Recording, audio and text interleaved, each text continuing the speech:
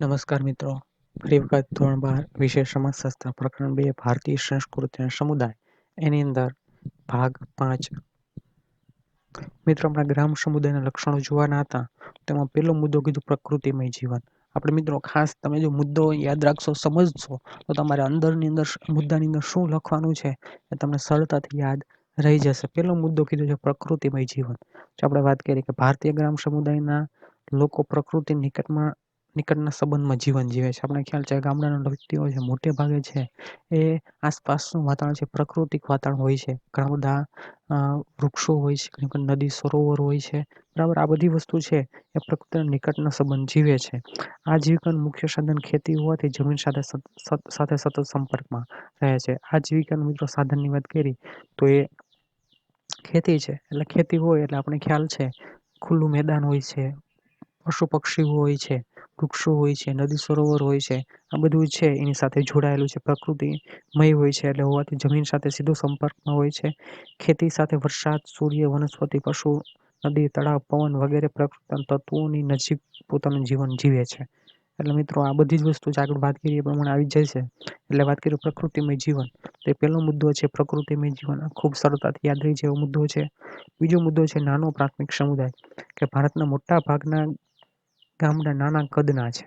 તો વાત કરીએ ભારતના મોટા ભાગના ગામડા છે નાના કદના એ હોય છે. સામાન્ય વસ્તી વધીને 5,000 કહી શકીએ એવા વસ્તીના ગામડા છે. ખૂબ જૂજ છે મોટા વસ્તીના વાળા ગામડા હોય છે. એટલે કે ભારતના મોટા ભાગના ગામડા નાના કદના છે.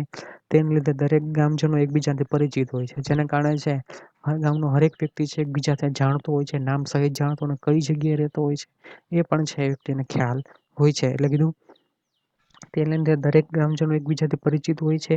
તેથી તેમની વચ્ચે સામાજિક નિકટતા હોય છે, એકબીજાને ઓળખે છે. એને કારણે છે સમાજની અંદર એક નિકટતા એ જોવા મળે છે, જે પ્રસંગોપાત ગ્રામ એકતા સ્વરૂપે વ્યક્ત થાય છે. અને સમયાંતરે છે ક્યારેક છે ગામની એકતા સ્વરૂપે છે એ બધા હળીમળી અને કાર્ય કરતા હોય છે. એટલે કીધું નાનો પ્રાથમિક સમુદાય, નાનો અને પ્રાથમિક સમુદાય છે જેને કારણે છે એ એકબીજાને ઓળખે છે, સમજે છે અને કઈ સારા કાર્યની અંદર હળીમળીને કાર્ય કરે છે.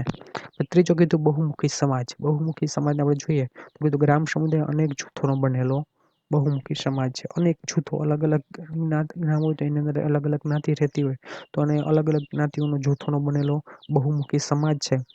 જેમાં જુદા જુદા જ્ઞાતિ સમાજ હોય છે, જેની અંદર જુદા જુદા જ્ઞાતિ સમુદાયમાં રહેતા હોય છે. જ્ઞાતિ, ધર્મ, કોમ વગેરેનું વૈવિધ્ય હોય છે. એની અંદર જ્ઞાતિનું, ધર્મનું, કોમ બધા જ અંદર વૈવિધ્ય છે એમાં હોય છે. વિભિન્ન જૂથો સામુદાયિક જીવનમાં સુગ્રંથિત થયેલા હોય છે. વિભિન્ન જૂથો એટલે અલગ અલગ જૂથો છે સામુદાયિક જીવનની અંદર જૂથો એક જ થયેલા હોય છે. ભલે જ્ઞાતિની દ્રષ્ટિ અલગ અલગ હોય છે, પરંતુ સહિયારું ક્યારેક કાર્ય કરવાનું થતું હોય ત્યારે એક બનીને કાર્ય કરતા હોય છે. બહુમુખી સમાજ છે એ સુગ્રંથિત થયેલો આપણે જોવા મળે છે. ચોથો મુદ્દો કીધો એકવિધતા. ગ્રામ સમુદાયમાં ધર્મ, ભાષા, પોશાક, રીત રિવાજો, માન્યતાઓ, મૂલ્યો કેટલેક અંશે વ્યવસાયમાં એકવિધતા હોય છે. મિત્રો જો વાત કરીએ કે જો સામાન્ય ધર્મની અંદર જોઈએ તો મોટે ભાગે એક હોય, ભાષા પણ એક હોય, પોશાક પણ એક હોય, રીત રિવાજો, માન્યતાઓ, મૂલ્યો કેટલાક વ્યવસાયમાં એકવિધતા હોય છે. આપણે ભાષા કહીએ તો મોટે ભાગે આપણે ગુજરાતી કહી શકીએ, ધર્મ તો હિન્દુ કહી શકીએ, પોશાક આપણે શર્ટ પેન્ટ ને બધી સાડી ને ડ્રેસ ને બધી સરખે સરખું આપણે જોવા મળે છે. એટલે વ્યવસાયમાં એકવિધતા જોવા મળે છે. જોકે તેમાં વૈવિધ્ય કે તફાવતો પણ હોય છે અને ક્યારેક કોઈકની બાબતની અંદર વિવિધતા અલગ પણ જોવા મળતું હોય છે, પણ તે ગુણ સ્વરૂપે હોય છે. પણ એ ગુણ એટલે ક્યારેક કોક જ એવી વસ્તુ બનતી હોય છે સ્વરૂપે જોવા મળે છે. એકવિધતા ગામની એકતામાં ફાળો આપે છે અને એકવિધતા છે ગામની અંદર એકતાની અંદર છે એ ફાળો આપતી હોય છે. પાંચમો મુદ્દો કીધો કૃષિ આધારિત અર્થવ્યવસ્થા. ગ્રામ સમુદાયની અર્થવ્યવસ્થા ખેતી આધારિત જોવા મળે છે. આપણે બધાને ખ્યાલ છે ગામડાના મોટા ભાગના વ્યક્તિઓ છે, આપણે કેવું 90% વ્યક્તિઓ છે એ ખેતી સાથે વ્યવસાય સાથે જોડાયેલા છે. ખેતી એટલે પ્રકૃતિ પાસેથી પ્રત્યક્ષ આજીવિકા મેળવવી. ખેતી એટલે કે પ્રકૃતિ પાસે એટલે કે કુદરત પાસેથી છે એ પ્રત્યક્ષ રહીને આજીવિકા છે મેળવી. કૃષિ સંબંધિત અન્ય વ્યવસાયો પણ જોવા મળે છે અને કૃષિ સંબંધિત છે ઘણા બધા બીજા વ્યવસાયો પણ છે એને લગતા પશુપાલન છે, લુહારી કામ, સુતારી કામ બધા વ્યવસાયો છે આપણે જોવા મળતા હોય છે. પછી કીધું જ્ઞાતિ વિભાગો. ગ્રામ સમુદાયમાં જુદી જુદી જ્ઞાતિઓ વચ્ચે દરજ્જાના તફાવત હોય છે. અલગ અલગ જ્ઞાતિઓ વચ્ચે છે અલગ અલગ દરજ્જાના તફાવત છે ખાસ એમાં જોવા મળતા હોય છે. જ્ઞાતિના પાયા ઉપર ભેદભાવ હોય છે. જ્ઞાતિના પાયા ઉપર છે અલગ અલગ પ્રકારના ભેદભાવ છે આપણને જોવા મળે છે. પરંતુ જ્ઞાતિઓ વ્યવસાયિક સેવાઓ દ્વારા પરસ્પર અવલંબિત હોય છે. પરંતુ જ્ઞાતિઓ છે અંદરોઅંદરના વ્યવસાયને કારણે છે સેવાઓ દ્વારા પરસ્પર અવલંબિત એકબીજા ઉપર આધાર રાખનારી જોવા મળે છે. ગ્રામ સમુદાયમાં કૃષિ આધારિત વર્ગ રચના જોવા મળે છે. ગ્રામ સમુદાય મોટા ભાગના વ્યક્તિઓ છે એ કૃષિ આધારિત વ્યવસાય જોવા મળે છે, વર્ગ રચના જોવા મળે, જેમાં સમૃદ્ધ મધ્યમ અને નાના ખેડૂતોનો વર્ગ ખેતમજૂરોનો સમાવેશ થાય છે. જે કેટલાક સમૃદ્ધ ખેડૂતો હોય છે તેની પાસે જમીન માલિકી વધુ હોય છે, બરાબર. એ પછી મધ્યમ તેની કરતા થોડીક ઓછી અને નાના ખેત મજૂર આ બધા છે અલગ અલગ વર્ગ છે એમાં જોવા મળે છે. આગળ 7મો મુદ્દો છે કુટુંબવાદ. ગ્રામીણ સમુદાય સંયુક્ત કુટુંબની લાક્ષણિકતા ધરાવે છે. ગ્રામીણ સમુદાય છે એ સંયુક્ત કુટુંબની લાક્ષણિકતા જોવા છે. આપણે મોટાભાગે પહેલાના સમયગાળાની અંદર જોઈએ મોટા ભાગના વ્યક્તિઓ છે એ સંયુક્ત કુટુંબની અંદર છે ગામડાની અંદર રહેતા હતા. કુટુંબની લાક્ષણિકતા ધરાવે છે.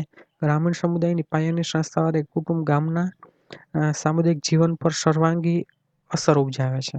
જો ગ્રામીણ સમુદાયની પાયાની સંસ્થા તરીકે કુટુંબ છે એ ગામના સામુદાયિક જીવન પર સર્વાંગી અસર કરે છે. જે આ સામુદાયિક સંયુક્ત કુટુંબ છે એ ગામના સર્વાંગિક વિકાસની અંદર છે મહત્વની ભૂમિકા ભજવે છે, સર્વાંગી અસર ઉપજાવે છે. ગામના સામાજિક સંબંધો પર કૌટુંબિક સંબંધોની વિશેષ પ્રભાવ પડે છે અને ગામના સામાજિક સંબંધો પર છે કુટુંબનો છે ખાસ વિશેષ પ્રભાવ એમાં પડતો હોય છે. 8મો મુદ્દો કીધો ગ્રામીણ ધર્મ. ગ્રામીણ સમુદાયનો ધર્મ પ્રકૃતિ પ્રધાન હોય છે. ગામડાના મોટા ભાગના વ્યક્તિની વાત કરીએ કે ગ્રામીણ સમુદાયનો ધર્મ છે પ્રકૃતિ પ્રધાન, પ્રકૃતિ સાથે જ જીવન જીવવાનો હોય છે. સૂર્ય, પાણી, જમીન, પશુ જેવા પ્રકૃતિ તત્વો સાથે સંબંધિત હોય છે અને એને સૂર્ય, ચંદ્ર, પશુ, પક્ષી જેવા બધા પ્રકૃતિના તત્વો સાથેનો સંબંધ હોય છે.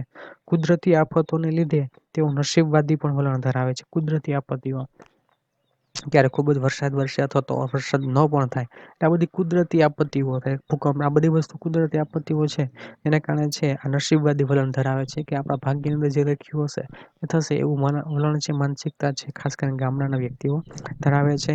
પ્રકૃતિના વિવિધ તત્વોની પૂજા અર્ચના આરાધના કરે છે. પ્રકૃતિના વિવિધ તત્વો છે સૂર્ય, ચંદ્ર, જમીન, પૃથ્વી આ બધી જ વસ્તુની છે પૂજા આરાધના અને ઉપાસના છે એ કરે છે. અને 9મો મિત્રો મુદ્દો એવો છેલ્લો મુદ્દો છે જ્ઞાતિ પંચ અથવા ગ્રામ પંચ. ગ્રામ સમુદાયમાં જ્ઞાતિ પંચ, ગ્રામ પંચ સામાજિક નિયંત્રણનું કાર્ય કરે છે. ગ્રામ સમુદાય જ્ઞાતિ પંચ અને ગ્રામ પંચ છે સામાજિક નિયંત્રણનું છે કાર્ય કરે છે. જ્ઞાતિ પંચ જ્ઞાતિના નિયમોનું પાલન કરાવે છે અને જ્ઞાતિ પંચ જ્ઞાતિના અલગ અલગ જે નિયમો હોય છે એનું પાલન પણ કરાવતો હોય છે.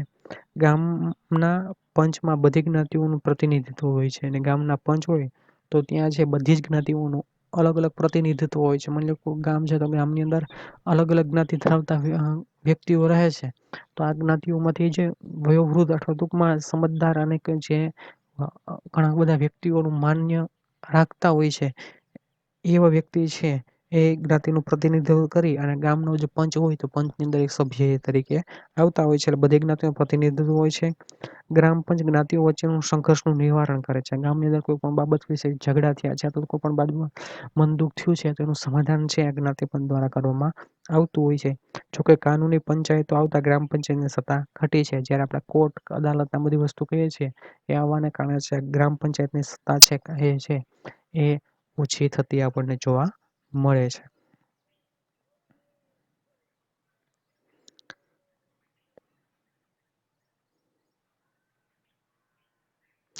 મિત્રો આ ઉપરાંત ગ્રામીણ સમુદાયમાં જ્ઞાતિ અને કૃષિ આધારિત સ્તર રચના હોવાથી ગતિશીલતાનો તકો મર્યાદિત છે. આ છે ગ્રામીણ સમુદાયમાં જ્ઞાતિ અને કૃષિ આધારિત જો સ્તર રચના હોવાને કારણે છે એ ગામડાનો વિકાસ એટલો બધો થઈ શકતો નથી.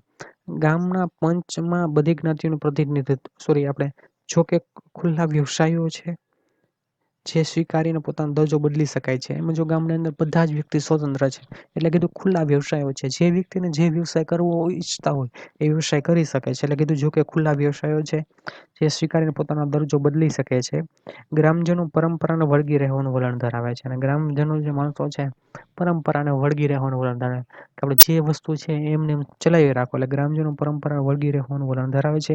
એમાં નવો સુધાર લાવવા ઈચ્છતા નથી. આથી તેઓ પરિવર્તન ઝડપથી સ્વીકારતા નથી. એટલે નવું પરિવર્તન એવું છે, સમાજની અંદર ઘણું બધું જે વિકાસ થયો છે એ સ્વીકારવા ઘણી વખત તૈયાર હોતા નથી. જોકે નવી અનામત નીતિ, એનજીઓની ભૂમિકા, માહિતી મેળવવાનો અધિકાર, સરકારી યોજનાઓને કારણે સ્વાતંત્ર્ય પ્રાપ્તિ પછી જુદા જુદા પરિબળોની અસર ગ્રામ સમુદાય ઉપર પડી છે.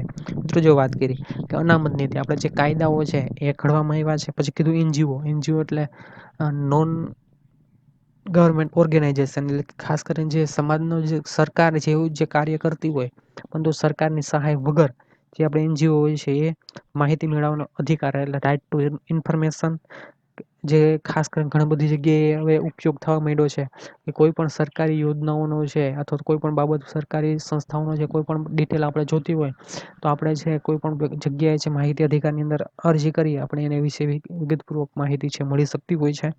એટલે રાઇટ ટુ ઇન્ફોર્મેશન, માહિતી મેળવવાનો અધિકાર સરકારી યોજનાઓને કારણે સ્વાતંત્ર્ય પ્રાપ્ત પછી જુદા જુદા પરિબળની અસર ગ્રામ સમુદાય પર પડી છે. અને આ બધી યોજનાઓને કારણે છે, અલગ અલગ નિયમોને કારણે છે, એ બધી અસર છે ગ્રામ સમુદાય પર પડી છે. કૃષિ ક્રાંતિ, શ્વેત ક્રાંતિ અને સંચાર ક્રાંતિને લીધે ગ્રામ સમુદાયો વિશ્વ અને રાષ્ટ્રીય અર્થવ્યવસ્થાનો ભાગ બનવા લાગ્યા છે. મિત્રો, કૃષિ ક્રાંતિ આપણે જે ખાસ કરીને હરિયાળી ક્રાંતિ કહીએ છીએ, એ શ્વેત ક્રાંતિ એટલે દૂધ સાથે સંકળાયેલી છે. સંચાર ક્રાંતિ જે આપણે માસ મીડિયા કહીએ છીએ, આ બધી જ લીધે ગ્રામ સમુદાય છે વિશ્વ અને રાષ્ટ્ર કક્ષા સુધી અર્થવ્યવસ્થા સુધી પોતાનો ભાગ છે ભજવતા થયા છે. ગ્રામીણ સમુદાયમાં સંસ્થાકીય પરિવર્તનો આવવા લાગ્યા છે. અને ગ્રામીણની અંદર છે પણ જેમ શહેરીની અંદર જેવું પરિવર્તન આવ્યું છે એવું જ પરિવર્તન છે ગામડાની અંદર પણ જોવા મળે છે. જેથી ગ્રામીણ જીવનશૈલી બદલાવા લાગી છે, જેના કારણે છે ગ્રામીણ જીવનશૈલી બદલાય છે.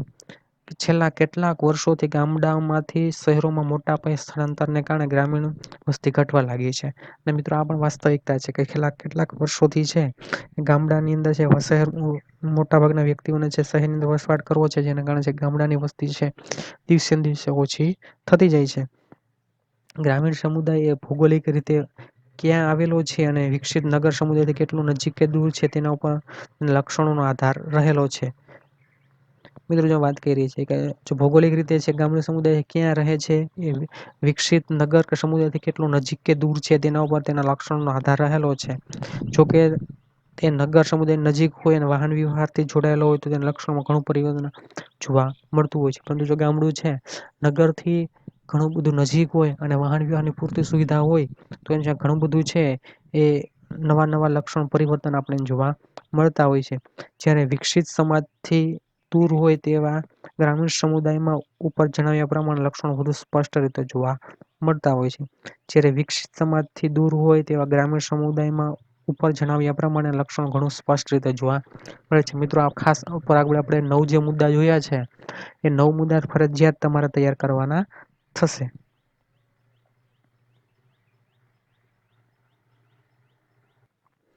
મિત્રો, હવે પછીનો જે મુદ્દો છે શહેરી સમુદાય. અને શહેરી સમુદાય પણ છે પરીક્ષાની અંદર પ્રશ્ન પૂછી શકે. શહેરી સમુદાય વિશે નોંધ લખો તો તમને 3 માર્ક અથવા 5 માર્કના પ્રશ્નની અંદર પૂછી શકે. એટલે આ પણ આઈએમપી પ્રકારનો પ્રશ્ન છે. અને આના મુદ્દા છે અને મુદ્દાનું જે સૂત્ર છે તમને વિડીયોના અંતની અંદર જોવા મળશે. હવે જોઈએ શહેરી સમુદાય કે ભારત ગામડાઓનો દેશ તરીકે ઓળખાય છે. તેમ છતાં ભારતમાં પ્રાચીન સમયથી સિંધુ ખીણ અથવા મોહેંજો-દડો અને હડપ્પા સંસ્કૃતિની શહેરી સભ્યતા જોવા મળે છે. ભારત છે ગામડાનો બનેલો દેશ છે, પરંતુ જે આપણે ઇતિહાસની અંદર જોઈએ તો કે સિંધુ ખીણની સંસ્કૃતિ, મોહેંજો-દડો, હડપ્પા આ બધા સમયની અંદર પણ શહેરોનો વસવાટ માણસો કરતા હતા. ભારતને તેના શહેરોની પ્રાચીન પરંપરા રહી છે. અનેક વિદેશી મુસાફરો જેવા કે હ્યુ એન સંગ, ફાહિયાન વગેરે પોતાના લખાણો ભારતના જુદા પ્રદેશોના વિકસેલા શહેરોનો ઉલ્લેખ કર્યો છે. અને હ્યુએન ત્સાંગ ને ફાહિયાન બધા જે મુસાફરો હતા એ પોતાના લેખોની અંદર છે ભારતની અંદર જે અલગ અલગ ગામડા શહેરો હતા તો એનો પણ એનો ઉલ્લેખ, સમૃદ્ધ શહેરો હતા એનો ઉલ્લેખ કરેલો છે. દાખલા તરીકે કાશી, બનારસની અંદર મથુરા વગેરે શહેરો અને તેની આસપાસના ગામડાઓ વચ્ચે ચોક્કસ પ્રકારના સંબંધો હતા. આ બધા જ આસપાસ છે ગામડાઓ અને શહેરોની ખાસ કરીને બધી જ છે એ વિશેષતા ખાસ વિકાસ થયેલો એ શહેરોને આપણે જોવા મળતો હતો. વિદ્યાર્થી મિત્રો, આ નગર સમુદાય અંગે આપણે આપણે માહિતી મેળવીશું. શહેર સમુદાયનો અર્થ, શહેર કેને કહેવામાં આવે છે સામાન્ય રીતે જોઈએ તો શહેર માટે નગર શબ્દ પ્રચલિત છે. આપણે ખ્યાલ છે કે શહેરમાં ગયા તો નગરની અંદર ગયા એ માટે શબ્દ પ્રચલિત છે. શહેરી વિસ્તારમાં વસવાટ કરતા લોકોના બનેલા સમુદાયને શહેર કહે છે. મહત્વનું છે કે શહેરી વિસ્તારમાં વસવાટ કરતા લોકોના બનેલા સમુદાયને શહેરી વિસ્તારમાં વસવાટ કરતા લોકોના બનેલા સમુદાયને શહેર કહેવાય છે, જેમાં વસ્તીનું કદ મોટું અને ઘનતા વધુ હોય છે. મોટાભાગની વસ્તી બિન કૃષિ વ્યવસાયમાં કામ કરતી છે, જેમાં વસ્તીનું કદ મોટું અને ઘનતા વધુ હોય છે. મોટાભાગની વસ્તી બિન કૃષિ વ્યવસાયમાં કામ કરતી. જેમાં વાત કરીએ છીએ આગળ, જેમ ગામની અંદર આપણે જોતા હતા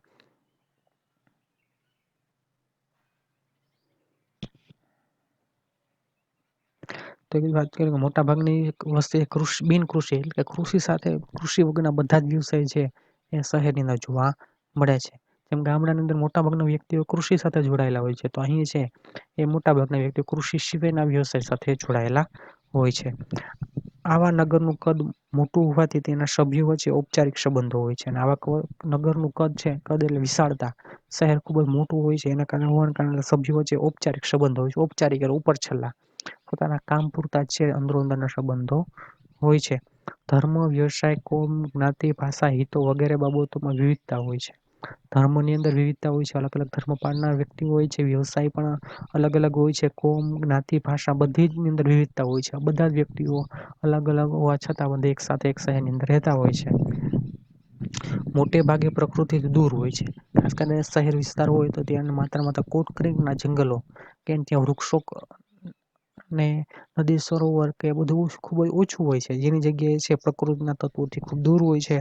સમાજશાસ્ત્રીય દ્રષ્ટિએ જોઈએ તો શહેર કે નગર સમુદાય એક જીવનશૈલી છે. સમાજશાસ્ત્રની દ્રષ્ટિએ આપણે જોવા જઈએ કે આખી જીવન જીવવાની એક પ્રકારની રીત જ છે, બીજી એમાં કઈ નવી વિવિધતા છે નહીં. નગરમાં વધુ વસ્તી અને ગીચતા હોય છે. આપણે ખ્યાલ છે કે નગરની અંદર જે વધુ વસ્તી ગીચતા હોય છે. વાહન વ્યવહારની અવર જવર, ખરીદ વેચાણ, વૈજ્ઞાનિક અને શૈક્ષણિક સગવડ વધુ હોય છે. વાહન વ્યવહારની અવર જવર, ખાસ કરીને ગામડાની અંદર વધુ વાહનો હોય છે, એટલા માટે વાહન વ્યવહારની અવરજ, પછી ખરીદ વેચાણ, બધી વસ્તુ લેવી આપણે ટૂંકમાં શહેરની અંદર રહેવા જાય તો આપણે બધી વસ્તુ ટૂંકમાં પૈસાથી જ ખરીદવાની થાય. આપણે ફ્રીની અંદર, આપણે મફતની અંદર આપણે કઈ વસ્તુ મળી શકતી હોતી નથી. એટલે ખરીદ વેચાણ વધુ હોય છે. વૈજ્ઞાનિક શૈક્ષણિક સગવડો પણ વધુ હોય છે. બધી સુખ સુવિધાની વસ્તુઓ અને શિક્ષણનું પ્રમાણ પણ છે, ખાસ કરીને શહેરની અંદર ગામડાની સરખામણીની અંદર વધુ હોય છે, સગવડ વધુ હોય છે. નગર સમુદાયના લોકોની સામાજિક વ્યવસ્થા અને માન્યતાઓ તેમજ શ્રદ્ધાઓમાં વિવિધ હોય છે. નગર સમુદાયમાં લોકોની સામાજિક વ્યવસ્થા, આખી એક વ્યવસ્થા છે, અને માન્યતાઓ અને શ્રદ્ધાઓમાં વિવિધતા જોવા મળે છે.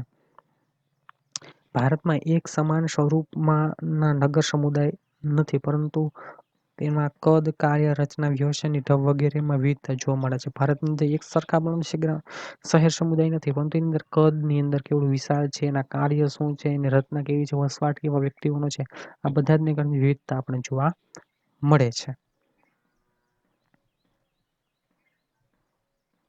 મિત્રો, હવે શહેરી સમુદાયની વ્યાખ્યા અને લક્ષણો છે. હવે આપણે